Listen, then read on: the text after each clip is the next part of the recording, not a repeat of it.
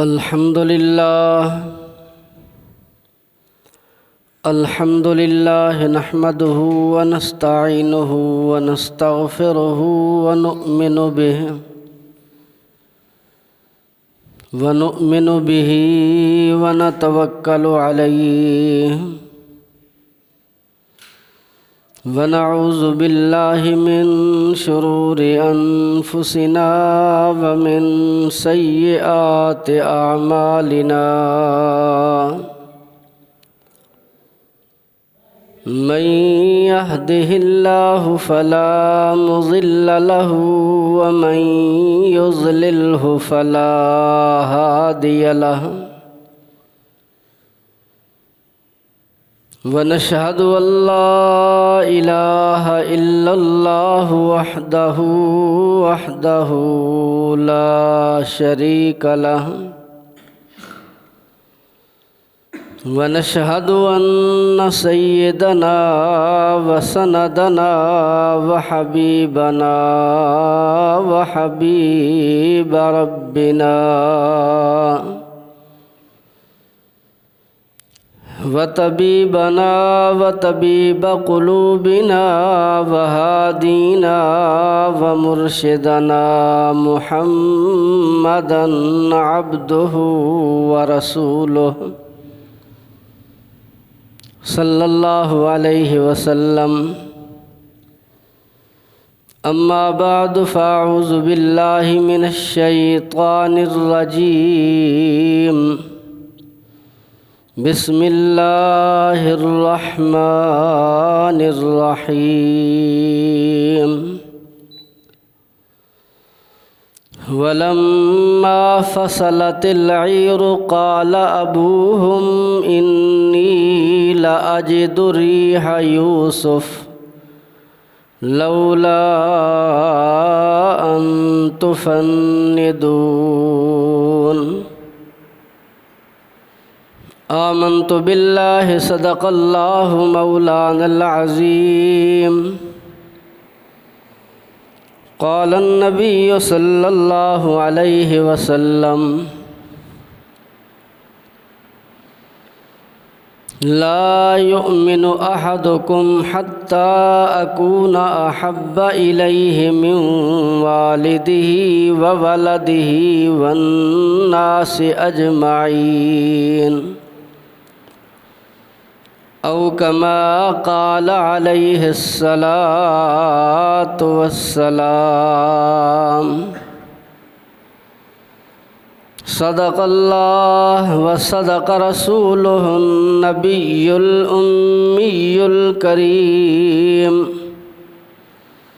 ونحن على ذلك لمن الشاهدين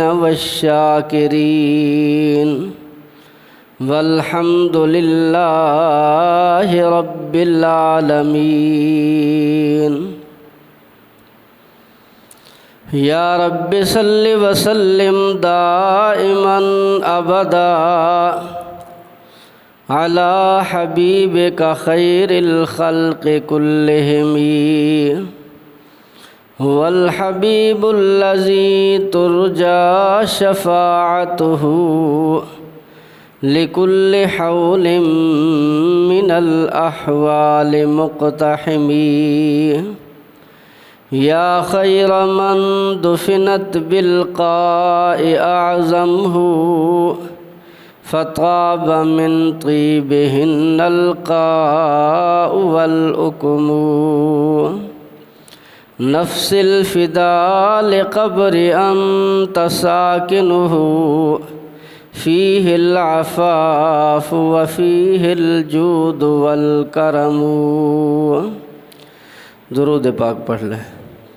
اللہم صل علی محمد وعلی آل محمد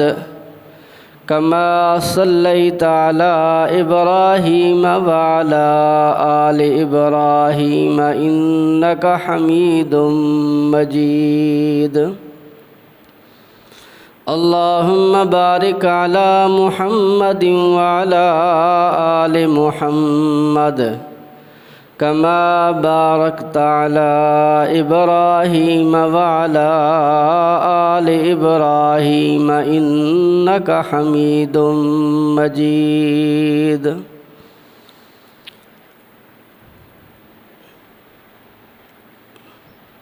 محترم بزرگوں، عزیز دوستو، اللہ جل شانہ کا حمد و شکر، فضل و کرم جس ذات کبریا نے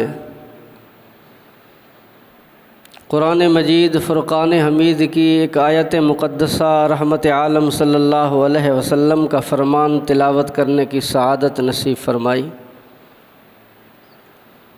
اللہ رب العزت کی بارگاہ میں عاجزی انکساری کے ساتھ استدعا ہے کہ بندہ ناچیز کو کما حق ہو بیان کرنے، آپ حضرات کو صحیح سمجھنے کی توفیق عطا فرما کر مجھے، آپ کو، جمی امت کو قرآن کریم کے ہر حکم، رحمت عالم صلی اللہ علیہ وسلم کے ہر فرمان پر عمل کی توفیق عطا فرمائے۔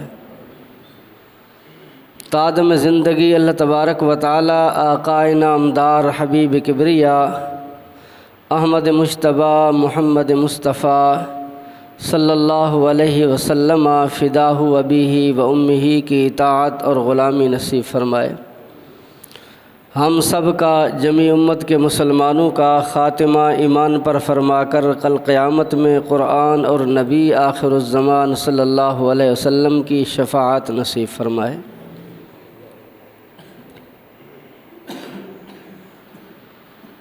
قرآن پاک کی جو آیت مقدسہ تلاوت کی،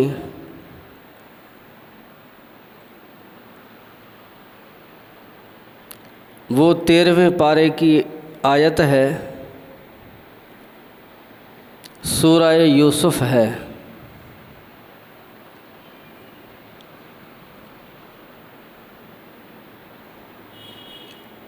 اور سورہ یوسف میں اللہ تبارک و تعالی نے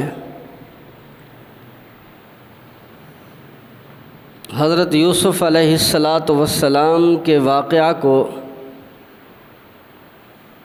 بڑی تفصیل کے ساتھ بیان کیا ہے۔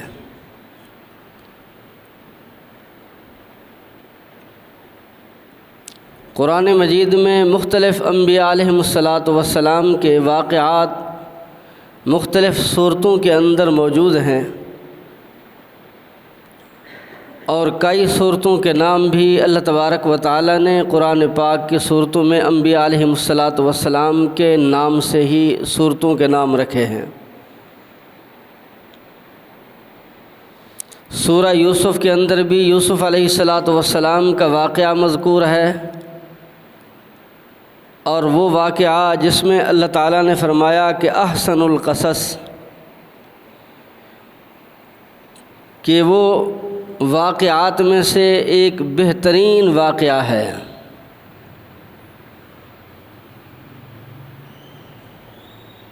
انبیاء علیہم السلام کے واقعات سے یہ معلوم ہوتا ہے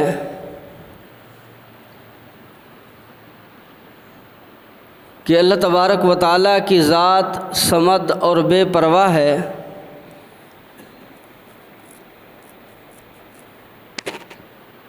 اسے نہ کسی کی مشورے کی ضرورت ہے، نہ کسی کی مدد کی ضرورت ہے، جو وہ چاہتا ہے وہ کرتا ہے، وہ بے نیاز ہے۔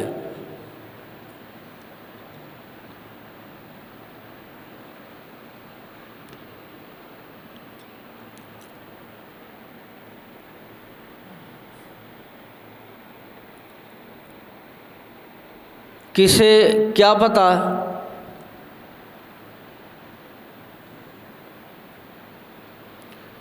کہ ایک مصر کا قیدی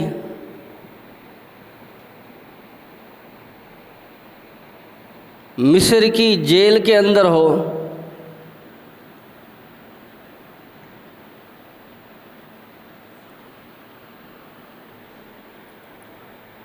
اللہ تعالیٰ اسے جیل سے اٹھا کر اسی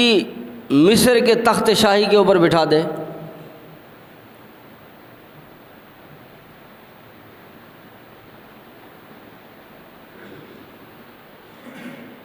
یہ اللہ کی مرضی ہے۔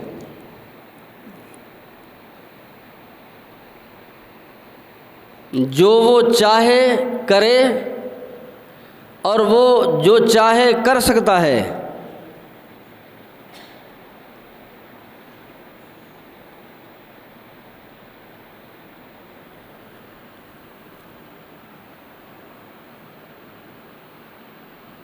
یہ سب کچھ اس دنیا کے اندر اتار چڑھاؤ، یہ حالات اور یہ واقعات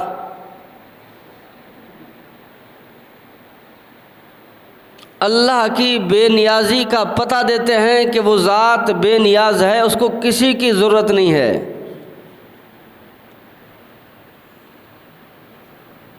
وہ اپنی مرضی سے جو چاہتا ہے کرتا ہے، اس سے کوئی پوچھنے والا نہیں ہے۔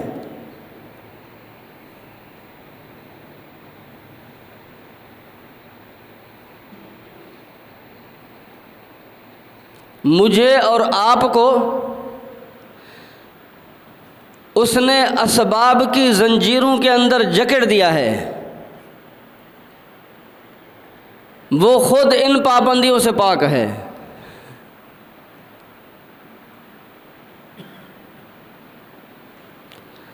ہمارے کام پابندیوں کے ساتھ، اسباب کے ساتھ جکڑے ہوئے ہیں۔ وہ اسباب سبب ہوگا تو وہ کام ہوگا،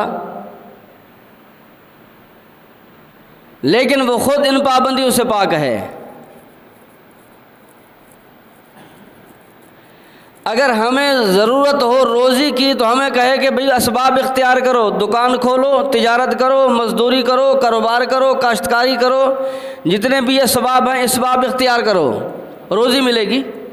دوں گا میں ہی، ان اللہ هو الرزاق، دوں گا میں، لیکن تمہیں اسباب اختیار کرنے ہوں گے۔ لیکن فرمایا کہ اگر میں دینے پہ آ جاؤں بغیر سبب کے تو حضرت مریم سلام اللہ علیہا کو بند کمرے کے اندر جس میں تالے لگے ہوئے ہوں، وہ بچی نہ باہر سے اندر جا سکے، نہ کوئی اندر سے باہر جا سکے، نہ کوئی باہر والا اندر جا سکے۔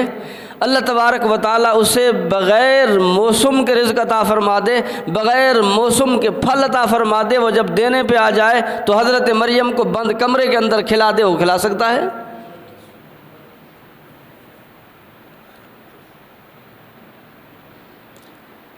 میرے اور آپ کے لیے اسباب ہیں،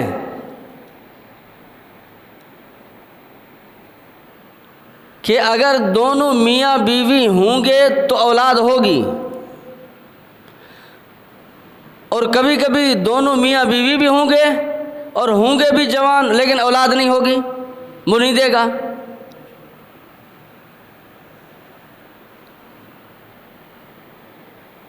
لیکن اسباب ہے، ہمیں اسباب کی زنجیروں کے اندر اس نے جکڑ دیا ہے۔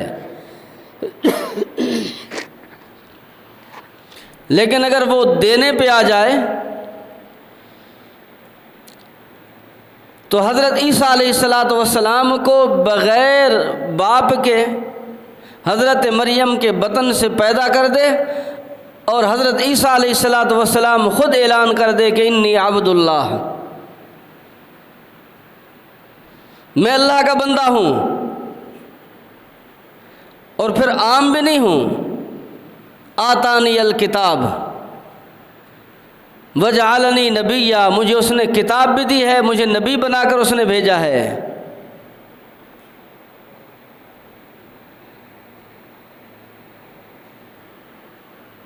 تو وہ مرضی کا مالک ہے۔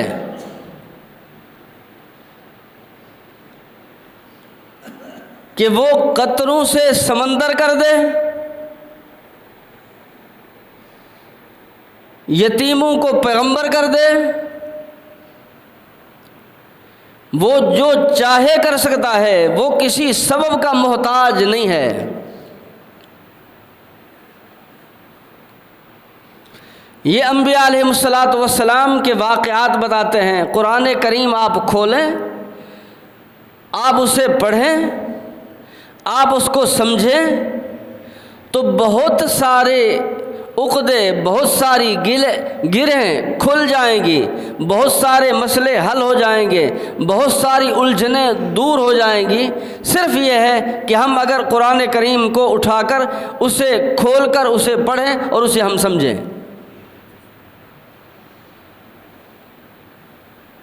اللہ تعالیٰ نے قرآن کریم کو بند کر رکھنے کے لیے، یہ قرآن کریم اس لیے نہیں آیا کہ اسے لے کر بند کر کے اس کو رکھ دو الماریوں کے اندر، اسے طاقوں کے اندر سجا دو، بس نہیں۔ یہ ایمان لانا، اسے پڑھنا، تلاوت کرنا اور اسے سمجھنا، پھر آگے اسے پہنچانا،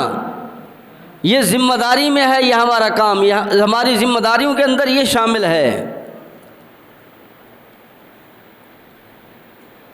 جب ہم انبیاء علیہ الصلاۃ کے واقعات ہم پڑھیں گے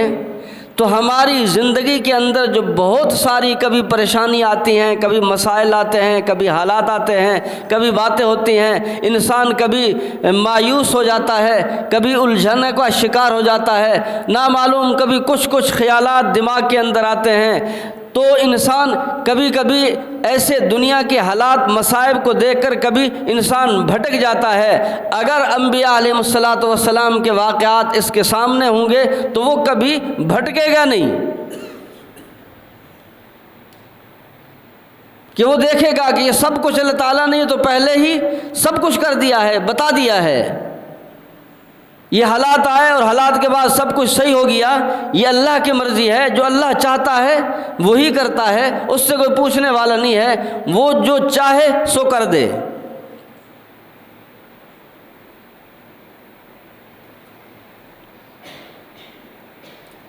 حضرت موسیٰ علیہ السلام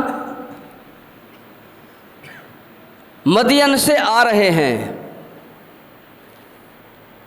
اور واپس آ رہے ہیں گھر کی طرف، اپنے ملک، اپنے شہر ملک مصر کی طرف واپس آ رہے ہیں۔ ایک خادمہ بھی ساتھ ہے، گھر والی بھی ساتھ ہے، حضرت شعیب علیہ السلام کی بیٹی بھی ساتھ ہے، اور راستے کے اندر رات ہو گئی، اور رات بھی اندھیری، اور اس کے اندر بادل، اور اس کے باوجود کہ سردیوں کی رات ہے، راستہ بھول گئے، جس طرح انسان عام سفر کے اندر کبھی کبھی راستہ بھول جاتا ہے، حضرت موسیٰ علیہ السلام بھی راستہ بھول گئے۔ اب دیکھتے ہیں کھڑے ہو کر، کبھی ادھر دیکھتے ہیں، کبھی ادھر دیکھتے ہیں، کبھی اس طرف، کبھی دائیں بائیں، آگے پیچھے،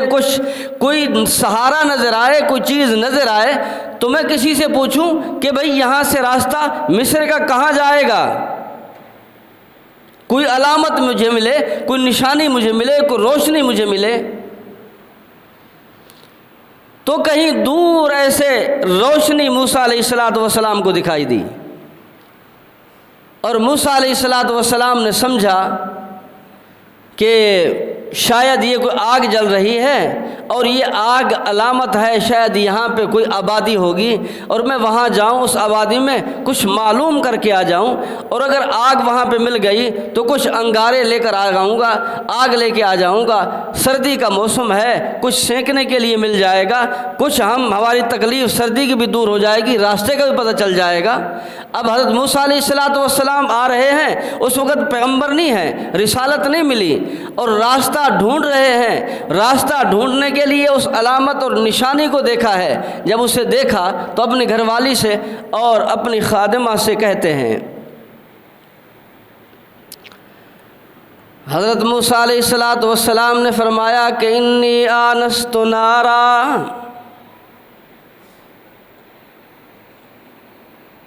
کہ میں آگ دیکھتا ہوں، ساتیکم، شاید کہ میں وہاں جاؤں، وہاں سے کوئی خبر لے کر آ جاؤں، معلوم ہو جائے کہ راستہ کس طرف جائے گا۔ اب حضرت موسیٰ علیہ السلام وہاں سے چل پڑتے ہیں۔ حقیقت میں جو راستے کی تلاش کے اندر ہیں، راستہ معلوم ہوگا، لیکن یہ نہیں پتا کہ آگے جا کر ہونا کیا ہے۔ موسیٰ علیہ السلام نہیں جانتے۔ جیسے ہم میں سے کوئی بھی آدمی کسی کام کی غرض سے کہیں جاتا ہے اس کی غرض تو کچھ اور ہوتی ہے، لیکن آگے جا کر اسے معلوم نہیں ہوتا کہ میرے ساتھ یہ واقعات، یہ حالات پیش آ جائیں گے، کہ کوئی انسان نہیں جانتا کہ اگلے قدم کے اوپر میرے ساتھ کیا ہوگا، اگلے دن کو میرے ساتھ کیا ہوگا، کل کو میرے ساتھ کیا ہوگا، پرسوں کو میرے ساتھ کیا ہوگا، کوئی نہیں جانتا۔ اللہ تبارک و تعالیٰ کے علم کے اندر ہے کہ آگے کیا ہونا ہے، گھنٹے کے بعد کیا ہوگا، آدھے گھنٹے کے بعد کیا ہوگا، دن کے بعد کیا ہوگا، رات آئے گی، رات کے بعد کیا ہونا ہے، یہ خداوند قدوس جانتے ہیں۔ انسان ایک ظاہر کو جانتا ہے، لیکن خداوند قدوس آنے والے آگے والے حالات کو، اس کو بھی جانتے ہیں، جو کچھ پیش آنے والا ہے اسی کو تو مالک خالق ہی کہتے ہیں، جو پچھلے زمانے کو بھی جانتا ہے، جو حال کو بھی جانتا ہے، جو آنے والے زمانے کو بھی جانتا ہے، وہ خداوند قدوس کی ذات ہے، باقی کوئی نہیں جانتا۔ سارے انسان وقتی طور پہ ایک ظاہر کو جانتے ہیں، کل کو کیا ہونے والا ہے کوئی نہیں جانتا۔ امام الانبیاء رحمت عالم صلی اللہ علیہ وسلم بھی نہیں جانتے کل کو کیا ہونا ہے، حضرت علی المرتضیٰ بھی نہیں جانتے کل کو کیا ہونا ہے، حضرت حسین بھی نہیں جانتے تھے کل کو کیا ہونا ہے، پیران پیر عبد القادر جیلانی بھی نہیں جانتے تھے کل کو کیا ہونا ہے۔ نہ کسی پیر کو پتا،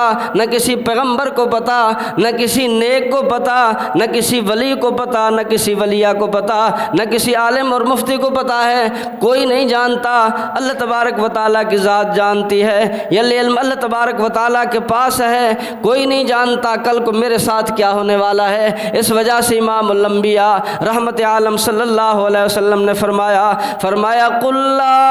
املک لنفسی نفعا ولا ضرا۔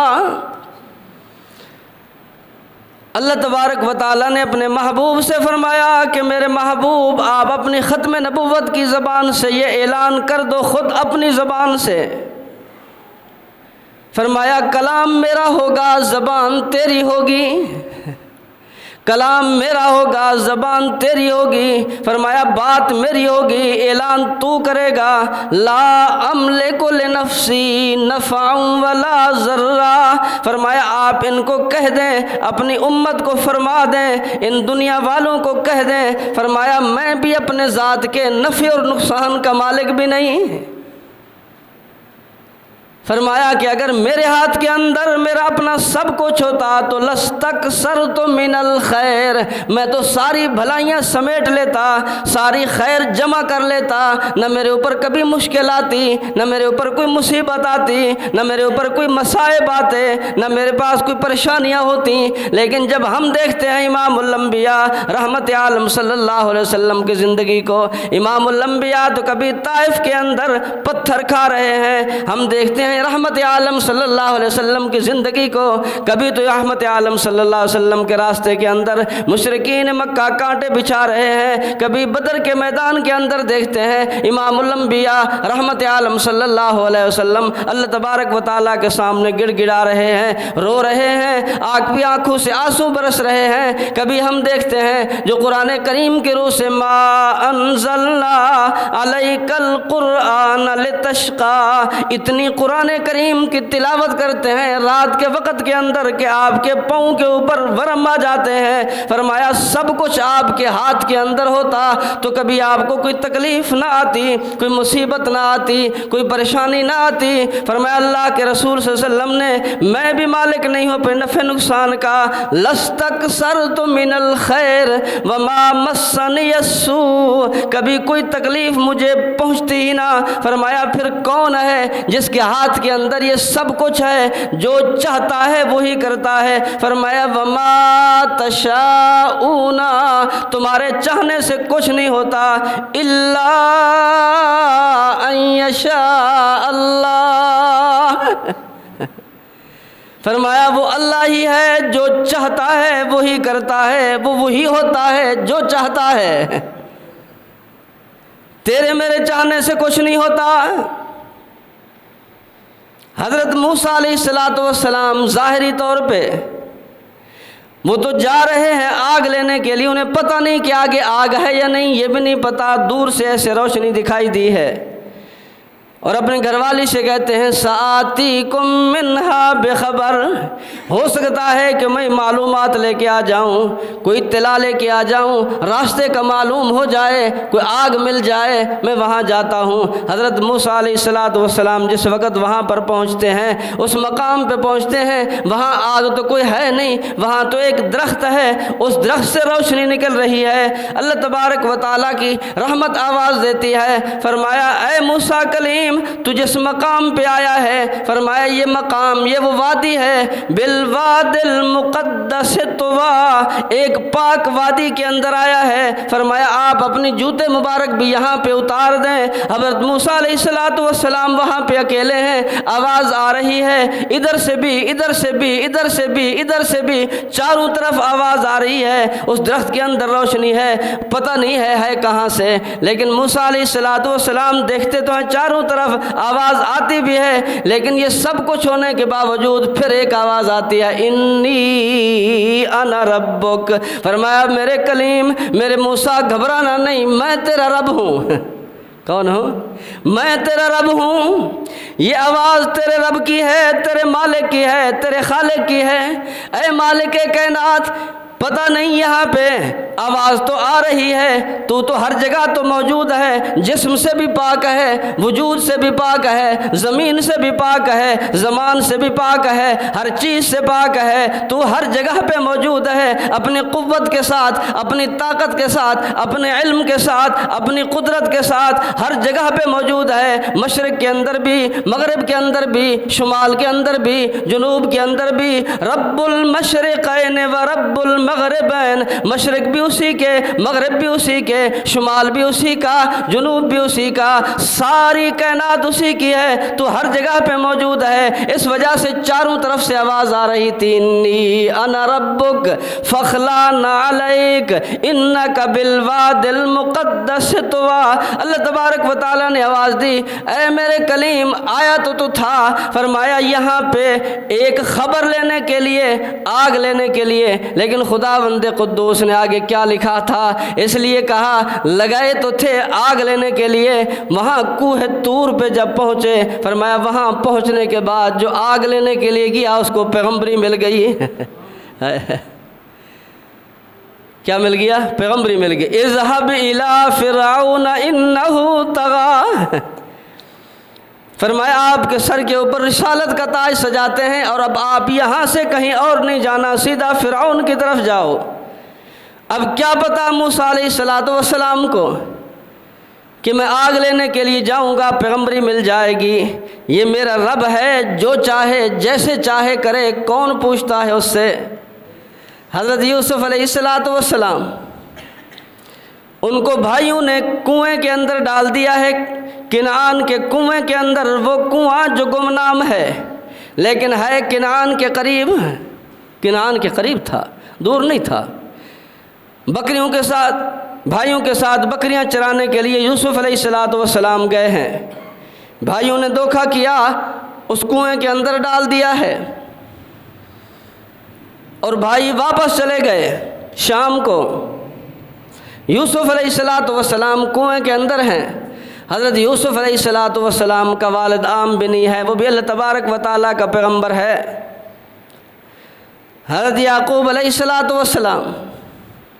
حضرت ابراہیم علیہ السلام کے پوتے ہیں۔ حضرت ابراہیم علیہ السلام کا ایک بیٹا حضرت اسماعیل علیہ السلام ہے۔ حضرت اسماعیل علیہ السلام کے اولاد سے امام الانبیاء رحمت عالم صلی اللہ علیہ وسلم تشریف لائے ہیں، لیکن ایک بیٹا ابراہیم علیہ السلام کا جن کا نام حضرت اسحاق ہے، حضرت اسحاق کا بیٹا یعقوب ہے، حضرت یعقوب علیہ السلام کے بیٹے حضرت یوسف علیہ السلام ہیں۔ یہ دیکھو نسب بھی دیکھو، یوسف علیہ السلام کا، یوسف علیہ السلام خود بھی پیغمبر، باپ بھی پیغمبر، دادا بھی پیغمبر، پردادا بھی پیغمبر۔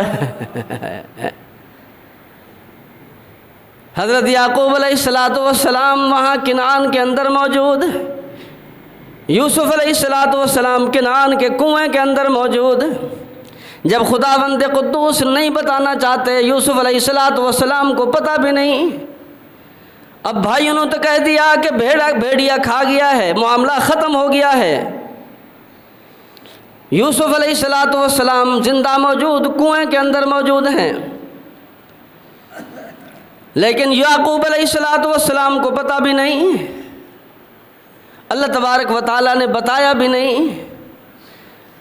اور اللہ تبارک و تعالیٰ اپنے انبیاء علیہ السلام کو اطلاع دیا کرتے ہیں، ذالک من انباء الغیب، غیب کی خبریں اللہ تبارک و تعالیٰ بتاتے ہیں، یہ باتیں اللہ تبارک و تعالیٰ انبیاء علیہ السلام کو پہنچاتے ہیں کہ کل کو کیا ہونا ہے، پرسوں کو کیا ہونا ہے، کیا معاملات ہیں، لیکن کوئی اور نہیں جانتا۔ یوسف علیہ السلام بھی موجود کنویں کے اندر، یعقوب علیہ السلام کنعان کے اندر اپنے شہر میں موجود ہیں بھی پیغمبر، لیکن یعقوب علیہ السلام کو پتہ بھی نہیں چل رہا کہ کیا ہوا میرے یوسف کے ساتھ۔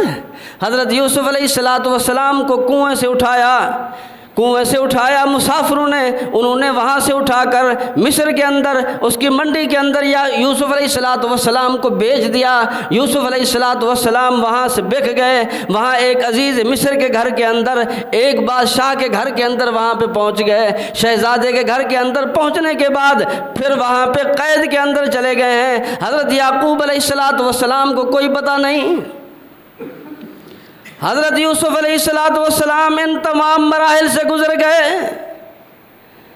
یعقوب علیہ السلام کے دل کے اندر محبت ہے بیٹے کی،